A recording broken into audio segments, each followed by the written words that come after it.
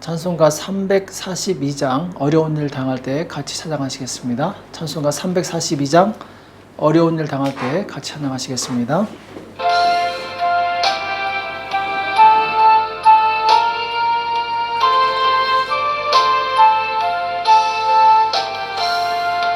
어려운 일 당할 때 나의 믿음 적으나 의지하는 내 주를 더욱 의지합니다. 세월 지나갈수록 의지할 것뿐일세. 아무 일을 만나도 예수 의지합니다. 성령께서 내 맘에 밝히 비춰주시네. 인도하심 따라서 주만 의지합니다. 세월 지나갈수록 의지할 것뿐일세.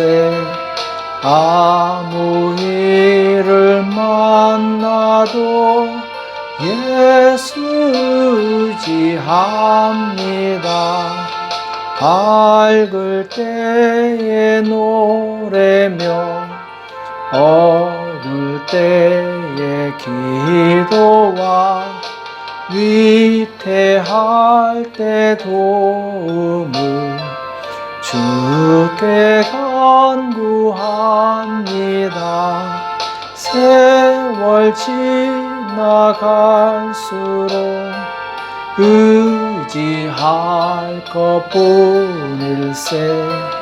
아무 일을 만나도 예수 의지합니다. 생명 있을 동안에 예수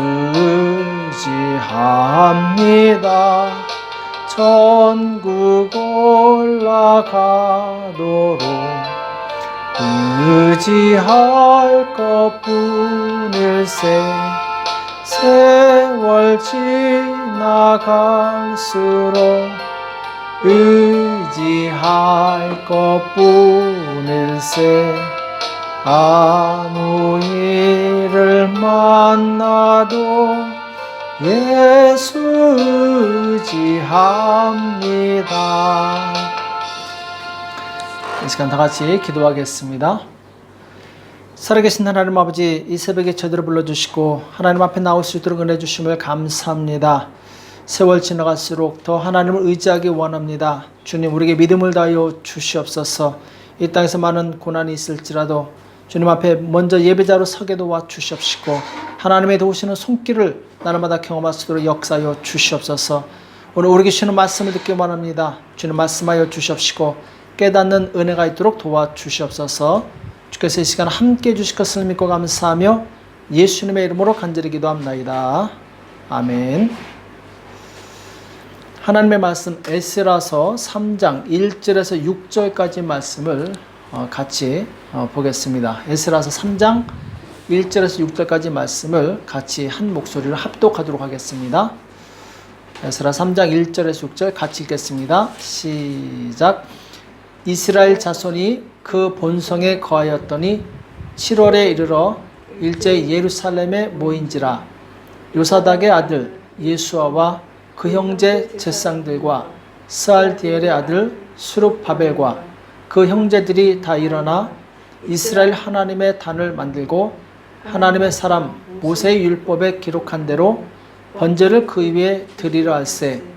무리가 열국 백성을 두려워하여 단을 그 터에 세우고 그 위에 조석으로 여호와께 번제를 드리며 기록된 규례대로 초막절을 지켜 번제를 매일 정수대로 날마다 드리고 그 후에는 항상 드리는 번제와 초하루와 여호와의 모든 거룩한 절기의 번제와 사람이 여호와께 즐거이 드리는 예물을 드리되 7월 초하루부터 비로소 여호와께 번제를 드렸으나 그때 여호와의 전치대는 오히려 놓지 못한지라. 아멘.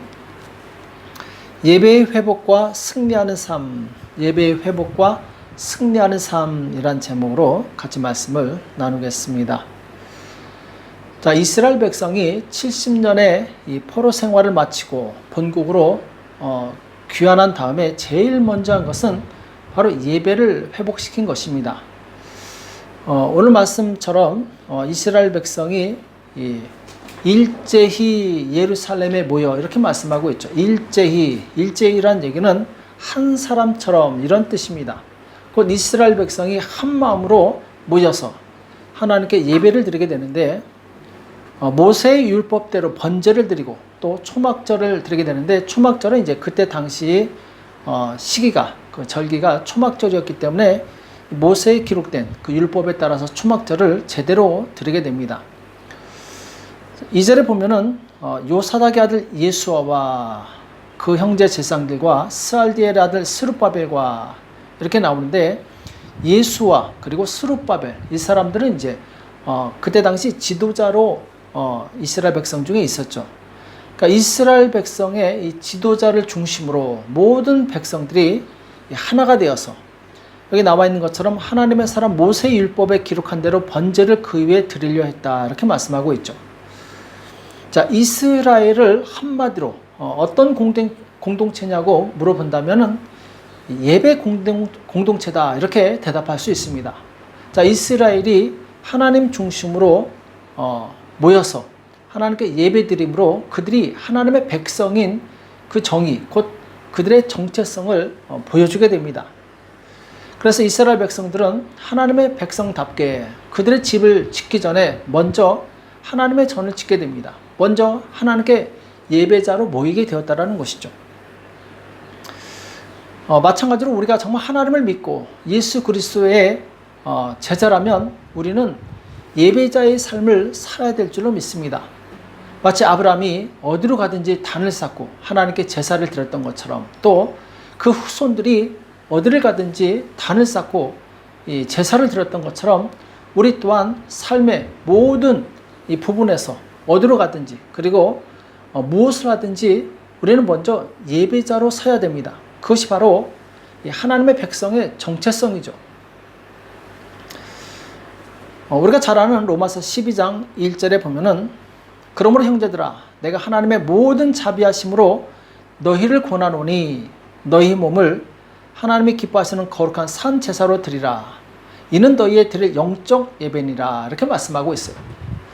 자, 그리스도 안에서 우리는 영적인 예배를 드려야 되는데 영적인 예배의 특징이 무엇이냐? 하나님이 기뻐하시는 거룩한 산 제사로 나를 드리는 것입니다. 자, 근데 여기서 말이 좀 어폐가 있습니다. 산 제사라는 것. 제사는 원래 죽은 것을 제물로 드리게 돼 있어요. 근데 산 제사라고 말씀한다는 것은 이 말이 앞뒤가 안 맞는 것이죠. 자, 그럼 여기서 산 제사는 무슨 뜻인가? 제사는 오늘날 하나님께 드리는 이제 예배를 의미하게 되죠. 예수님께서 우리에게 주신 이 예배의 자세는 요한복음 4장의 말씀처럼 신령과 진정으로 예배를 드리는 것. 이것이 바로 신자의 예배의 자세가 됩니다. 자, 그럼 신령과 진정으로 예배를 드린다는 것은 신령은 성령으로 예배를 드리는 것이고 진정은 진리로 예배를 드리는 거예요. 곧 우리가 성령에 감동되어서 진리신 예수님의 이름으로 예배에 참여하는 것입니다. 그리고 예배에 참여할 때 인간의 욕심이나 육적인 냄새가 나지 아니하고 오직 진리이신 거룩하신 순결하신 예수 그리스도의 향기가 나타나는 예배, 오직 예수님만이 영광을 받으시는 것이 진정한 예배라는 것이죠. 그래서 예배 가운데서는 오직 하나님의 영광만이 나타나야 됩니다. 그래서 신령과 진정으로 예배를 드려야 된다. 이것은 바로 육적인 예배가 아니라 영적인 예배요. 하나님께서 기뻐 받으시는 예배라는 것이죠. 그리고 그 예배 속에서는 인간의 영광이나 인간의 이 세속적인 욕심이 전혀 들어가 있지 않다는 것을 의미합니다. 자, 그래서 이 로마서 12장 2절에 보면은 너희는 이 세대를 본받지 말고 이렇게 말씀하고 있어요. 이 세대를 본받지 말고. 이 세대는 어떤 세대입니까? 하나님을 경외하지 않는 세대, 자기 마음대로 사는 세대, 자기가 주인된 세대, 그리고 죄악을 사랑하는 세대. 이 세대를 본받지 말고 오직 마음을 새롭게 함으로 변화를 받아 하나님의 선하시고 기뻐하시고 온전하신 뜻이 무엇인지 분별하도록 하라. 이렇게 말씀하고 있죠. 하나님께서 기뻐하시는 그 뜻대로 예배를 드릴 때 그 예배가 신령과 진정으로 드려지는 예배라는 것이죠. 그래서 예배 가운데는 이 세상의 속세의 욕망이나 그리고 세상의 어떤 가치관이 들어가지 않고 오직 하나님의 뜻만이 온전히 서는 것이 진정한 예배죠. 3절에 보면은 오늘 말씀 3절에 보면 조석으로 여호와께 번제를 드리며, 자, 번제라고 나오죠. 4절에도 번제를 매일 정수대로 날마다 드리고 날마다 번제를 드린다고 말씀하고 있어요. 5절에도 보면 항상 드리는 번제와 초하루와 여호와의 모든 거룩한 절기의 번제, 자, 번제라고 나오고 있고 6절에도 7월 초하루부터 비로소 여호와께 번제를 드렸으나 이렇게 말씀하고 있어요. 자, 번제는 우리가 잘 아는 것처럼 내장까지 완전히 태워서 드리는, 그래서 나중에 재만 남는 그런 온전한 번제를 불로 드리는 예배죠. 자, 이것은 곧 우리 인간의 어떤 죄악된 속성이 조금도 남아있지 않은 오직 예수 그리스도의 영광만 나타나는 그것을 의미합니다. 그러니까 우리가 하나님 앞에 나아갈 때 우리는 바로 옛 사람을 버리고 그리스도 안에서 새로운 사람으로서 하나님께 나아가는 것이죠. 그래서 번제처럼 자신의 정욕을 완전히 태워버리고 순수하고 거룩한 마음으로 예배를 드리는 것, 이것이 신령과 진정으로 드리는 예배자의 삶이죠. 자, 그러면 우리가 이렇게 주일날 신령과 진정으로 예배 드렸다고 그것으로 끝나느냐? 그렇지 않습니다. 우리가 세상에서도 마치 주일날 하나님 앞에서 신령과 진정으로 예배를 드린 것처럼 사람들 앞에서도 마치 하나님 앞에서 사는 것처럼 그렇게 똑같이 살아가야 된다는 것을 의미합니다. 주일에만 성경책 끼고 거룩한 척하는 것은 진정한 신자라고 볼 수 없어요. 세상에서 빛과 소금이 되고 하나님의 영광을 나타낼 수 있는 그런 사람이 진정한 삶의 예배자라고 볼 수 있습니다. 그래서 교회에는 거룩한 척하면서 세상에 나가서는 자기 의나 자기 영광을 드러내고 남을 속이고 가난한 자를 멸시하는 태도는 이 진정한 삶의 예배를 드린 자의 자세가 아니죠. 우리는 주일날 하나님 앞에서 신령과 진정으로 예배를 드리듯이 세상 속에서도 진실하게 살아가야 될 줄을 믿습니다. 그래서 고린도후서 5장 17절에 보면은 그런지 누구든지 그리스도 안에 있으면 새로운 피조물이라 이전 것은 지나갔으니 보라 새 것이 되었도다, 이렇게 말씀하고 있습니다. 우리가 예수님 안에 있으면은 우리는 전혀 다른 새로운 피조물입니다. 그래서 우리가 지속적인 예배를 통해서 하나님과 교통할 때 하나님이 주시는 승리를 경험할 수 있습니다. 오늘 예루살렘으로 귀환한 유다 백성들에게는 주변에 많은 적들이 있었어요. 3절에 보면은 우리가 열국 백성을 두려워하여, 자, 열국 백성을 두려워하여 이스라엘 백성이 예루살렘에 돌아왔을 때 열국 백성들, 그 주변에 있는 사마리아 성이라든지 또 다른 이 민족들이 있었어요. 그들은 이스라엘을 시기해서 틈만 나면 공격하고 그리고 그들을 눌러버리려고 기회를 엿보고 있었던 것이죠. 자, 이들은 얼마나 불안하고 두렵겠습니까? 그러나 그들은 먼저 하나님께 예배자로 섰어요. 하나님께 나가서 예배를 드립니다. 자, 그랬더니 결국 하나님께서는 모든 주변에 있는 국가들의 그 공격과 그리고 조롱과 어려움을 막아주시고 마침내 그곳 예루살렘이 다시 회복됩니다. 성전이 건축되고 성벽이 쌓이게 되고 그리고 나라가 다시 회복되게 되죠. 자, 하나님께 예배자로 섰더니 하나님께서 지켜주시고 보호하시고 이스라엘을 다시 세워주시는 내용이 나와요. 자, 인간적인 생각 같으면은 제일 먼저 나를 보호하기 위해서 성벽을 쌓았겠죠. 그러나 이들은 먼저 하나님께 예배합니다. 그러니까 하나님께서 그들을 보호하신 거죠. 우리가 온전한 예배자, 삶의 예배자로 살아갈 때 우리는 하나님의 도우시는 그 승리의 손길을 경험하게 됩니다. 다니엘서 6장에 보면은 진정한 삶의 예배자였던 다니엘의 이 아름다운 신앙의 모습이 나옵니다. 당시에 이 페르시아 제국은 다리오가 왕으로서 있으면서 3명의 총리를 두게 되는데 그 중에 한 사람이 다니엘이었어요. 그러니까 다니엘의 권세가 얼마나 높았겠습니까? 자, 본국 출신이 아니라 포로 출신, 이스라엘 이방 출신이 이 총리 자리에 올랐으니 주변에 있는 신하들이 굉장히 시기가 심했겠죠. 그래서 다니엘을 끌어내리기 위해서 흠을 찾으려고 온갖 방법을 다 동원합니다. 자, 그런데 다니엘서 6장 4절에 보면은 총리들과 방백들이 국사에 대하여 다니엘을 고소할 틈을 얻고자 했으나 능히 아무 틈, 아무 허물을 얻지 못하였으니 이는 그가 충성되어 아무 그릇함도 없고 아무 허물도 없음이었더라. 이렇게 말씀하고 있습니다. 참 대단하죠. 자, 이 정도 이 높은 지위에 있으면은 자, 비리가 하나라도 나올 만한데 다니엘에게는 조금도 비리가 없었다라는 거예요. 이처럼 삶의 예배자는 도덕적으로 아무 틈이나 허물을 내주지 않습니다. 결국 이 악한 자들은 다니엘을 죽이기 위해서 다른 방법을 찾아내게 되는데 곧 이 종교적인 부분, 곧 율법에서 찾아내게 됩니다. 그래서 왕에게 30일 동안 왕 외에 누구에게 구하는 자는 사자굴에 넣도록 이 조서를 꾸미게 되죠. 결국 다니엘은 모함을 받아서 하나님께 기도하는 중에 잡혀서 사자굴에 던져지게 됩니다. 그러나 하나님께서 다니엘을 건져주시고 도리어 그를 모함했던 자들을 사자굴에 던져서 심판하시게 되죠. 자, 이것은 무엇을 의미합니까? 다니엘이 하나님 앞에 진정한 신실한 예배자로 섰을 때, 그리고 삶 속에서 그 예배자의 삶을 살았을 때 하나님께서 그를 지키시고 보호하셨다는 것을 우리가 보게 됩니다.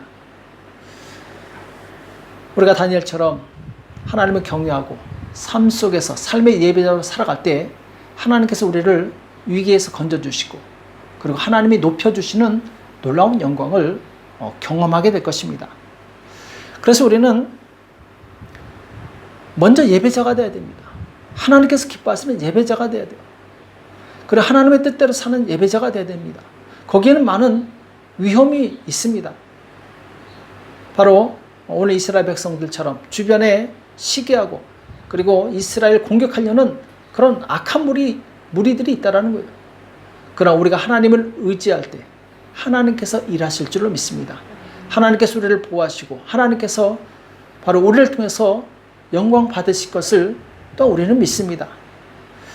그래서 하나님께 예배가 살아난 사람은 하나님의 능력을, 하나님의 이 승리를 경험할 수 있습니다. 그래서 우리는 먼저 무엇보다도 예배자가 되어야 됩니다. 만일 어떤 사람이 예배 없이 아무리 큰 일을 이루었다 하더라도 그것은 하나님과 아무 상관이 없는 것입니다. 우리가 하나님 앞에 온전한 예배자가 되었을 때 하나님께서 내가 행하는 모든 삶의 주인이 되어주시고 그리고 끝까지 이끌어 주시게 됩니다. 오늘 우리는 하나님 앞에서 정말 온전한 예배자가 되어서 예배가 회복되어서 하나님께서 주시는 승리를 경험하는 저와 여러분 되시길 예수님의 이름으로 축복합니다. 기도하겠습니다.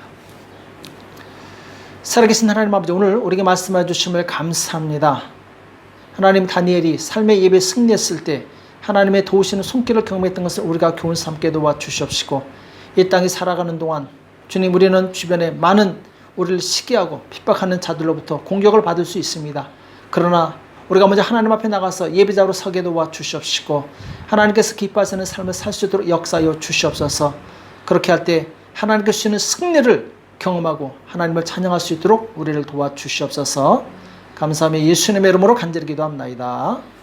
아멘. 오늘 말씀 기억하시면서 하나님, 내가 먼저 무엇을 하기 전에 하나님 앞에 온전한 예배자로 설 수 있도록 나를 도와달라고 그리고 나라와 민족을 위해서 교회와 가정을 위해서 자녀를 위해서 합심해서 간절히 기도하겠습니다. 기도하겠습니다.